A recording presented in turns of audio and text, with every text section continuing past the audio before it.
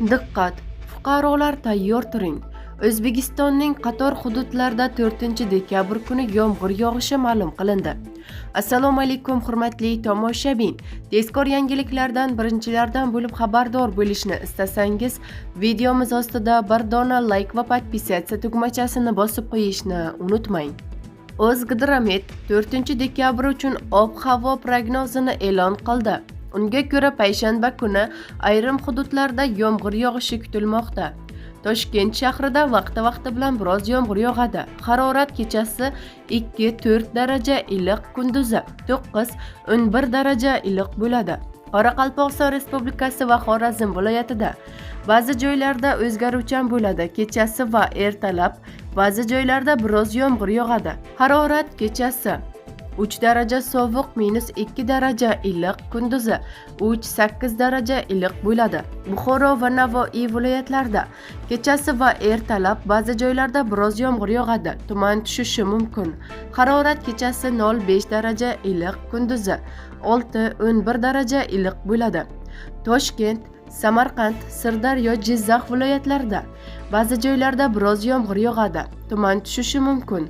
Harorat kechasi 0-5 daraja iliq, kunduzi 8-13 daraja iliq bo'ladi. Qashqadaryo viloyatida ba'zi joylarda biroz yomg'ir yog'adi. Harorat kechasi 0-5 daraja iliq, kunduzi 10-15 daraja iliq bo'ladi. Surxondaryo viloyatlarida yog'ingarchilik kutilmaydi. Harorat kechasi 0-5 daraja iliq, kunduzi 10-15 daraja iliq bo'ladi.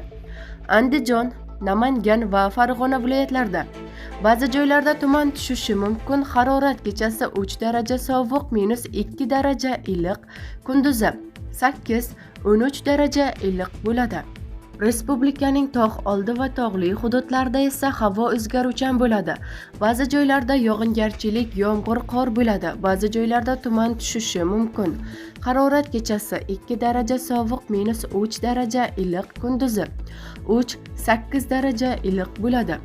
O'zgidromet 4-5 dekabr kunlari respublika hududiga nam va nisbatan sovuq havo kirib kelishi kutilayotganini ma'lum qilgandi.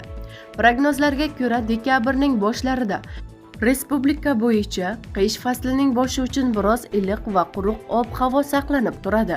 Keyinchalik oyning oxirigacha harorat kechalari 0-5 daraja iliqdan 2-7 daraja sovuqqacha, kunduzi kunlari 10-15 daraja iliqdan 0-5 daraja iliqqacha o'zgarib turadi.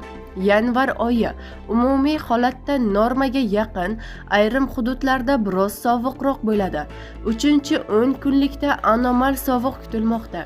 Fevral oyi 1-10 kunligida anomal sovuq davom etadi. 2 va 3-10 kunliklarda havo sezilarli iliydi, deyiladi xabarda.